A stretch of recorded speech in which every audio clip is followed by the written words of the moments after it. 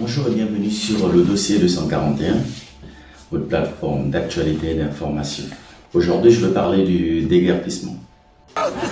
C'est la méchanceté. Pourquoi vous n'êtes pas cassé avant de sauter? Vous êtes des lâches, vous êtes des peureux. Le déguerpissement, on devrait plutôt parler de déplacement de la population, mais le problème c'est que, vu comment l'État marche au Gabon, du coup on parle vraiment de déguerpissement, parce qu'on chasse la population d'un endroit sans avoir d'endroit où mettre cette population. Et ce qui est bien dommage. Parce qu'aujourd'hui, quand on voit un ministre passer à la télévision nationale et dire que presque tout le monde, je souligne bien le presque tout le monde a été indemnisé, mais on casse quand même tout le monde. On ne casse pas presque tout le monde, on casse tout le monde. En disant, ceux qui ont déjà été indemnisés, du coup, ils ont été indemnisés, donc basta.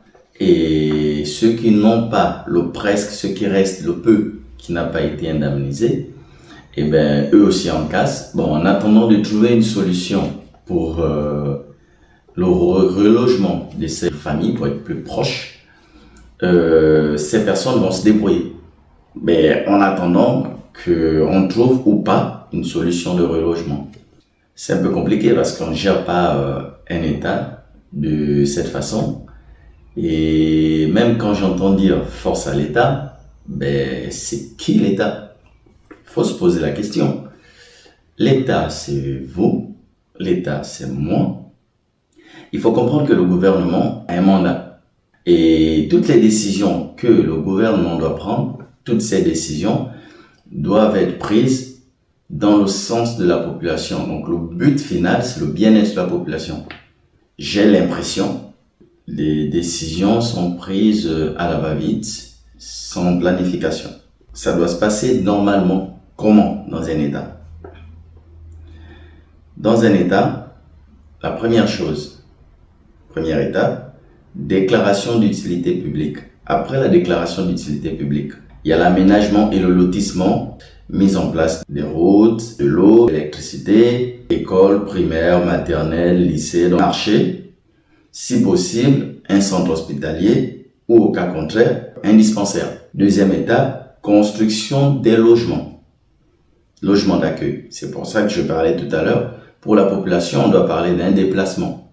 On ne doit pas parler de déguerpissement. Mais dans le cas du Gabon, c'est vraiment un déguerpissement parce qu'on chasse des personnes sans savoir où mettre ces personnes. Et voilà. Donc, en fait, on va avoir des milliers de familles qui vont être mises à la rue, exposées aux orages, les inondations qu'il y a dans Libreville, des enfants qui viennent de naître, qui finiront par décéder, ce qui est bien déplorable parce que c'est des Gabonais. Et la population a donné le pouvoir au gouvernement actuel. C'est pas pour que ce gouvernement puisse devenir les bourreaux de demain. Bon, c'est même pas de demain, ça a commencé. Ensuite, une fois la déclaration a été faite, on a aménagé de faire le lotissement de la zone et la construction des logements. Là, on planifie le déplacement des populations vers les nouveaux logements. Voyez, première étape, déclaration d'utilité publique. Deuxième étape, on aménage une zone, on construit des logements, on met tout ce qu'il y a besoin pour la population dans le secteur. C'est après qu'on planifie. Je ne dis pas qu'on casse, non, on planifie les déplacements. Parce que c'est difficile de déplacer une personne d'un point A à un point B. Donc ça veut dire qu'on planifie. Et cette planification, elle doit se faire par l'État. C'est pas la population de le faire. Ça veut dire depuis le début, à partir de la déclaration, l'État doit accompagner la population. Ce qui n'est pas le cas actuellement. Après planifier, on déplace la population dans les nouveaux logements. Et juste une parenthèse. Aujourd'hui, j'entends parler de 2 millions, entre 2 millions et j'ai plus le chiffre, il faut que je vérifie. Minimum 2 millions. Prenons le cas de la ville de Libreville. Libreville, si vous donnez 2 millions à un propriétaire, même s'il n'a que une chambre, salon, en fait, il ne peut rien faire avec 2 millions dans Libreville. C'est impossible. Derrière, il n'a pas un terrain. sur lequel il va aller reconstruire sa maison, parce qu'il pouvait, bien sûr, avec le temps et la planification, il peut bien démonter sa maison, récupérer tout ce qu'il peut récupérer. Ça lui permettrait d'économiser un peu d'argent pour construire quelque chose dans le nouveau terrain. Mais l'État n'a pas mis à disposition des terrains viabilisés. L'État vient donner à quelqu'un 2 millions. Ou certains 10 millions, même avec 10 millions, pour avoir quel terrain. Donc forcément, si l'État me donne 10 millions, avec ces 10 millions, ben, je vais aller chercher un autre terrain qui est à ma juste valeur, qui va par rapport aux moyens que j'ai et qui va me permettre non seulement d'acheter le terrain et de reconstruire ma maison. Vu combien tout coûte à Libreville, c'est pas possible. Après le recensement et le dédommagement, l'État n'a pas mis en place une commission au cadastre pour pouvoir prendre en charge ces populations et réorienter ces populations vers des terrains qui ont été aménagés. Donc ça veut dire on te donne 2 millions et on te dit tu te débrouilles avec. On te donne 10 millions, tu te débrouilles avec. Les citoyens gabonais souffrent dans leur pays. Dans la première partie de cette série vidéo, nous avons parlé de la déclaration, la construction des logements d'accueil, la planification des déplacements. Et là, on va rentrer dans le vif du sujet, ce qui est actuellement la planification de la démolition des zones reconnues d'utilité publique. Pour commencer à détruire ces zones, l'État doit s'assurer qu'il ne puisse plus avoir âme qui vive. Donc, si l'État avait fait toutes les étapes comme il se doit, ben en fait, actuellement, en démolissant Libreville, ben en fait, il ne devait plus avoir des personnes. Et il faut savoir qu'un gouvernement normal qui a de l'amour pour sa population ne procède pas comme se fait actuellement. Ça fait mal de voir des familles à la rue de cette façon.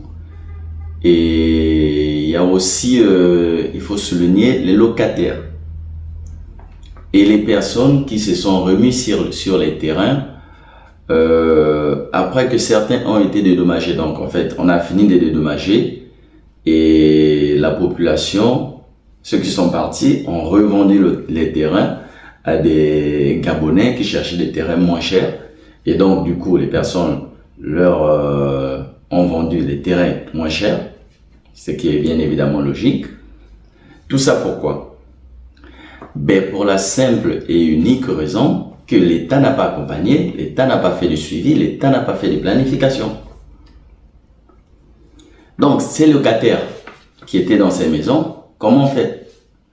Les personnes qui ont reconstruit là, qui n'étaient pas au courant, parce que derrière, certes, on dit nul n'est censé ignorer la loi, mais n'oublions pas aussi que c'est à l'État de mettre toute la disposition pour en informer la population.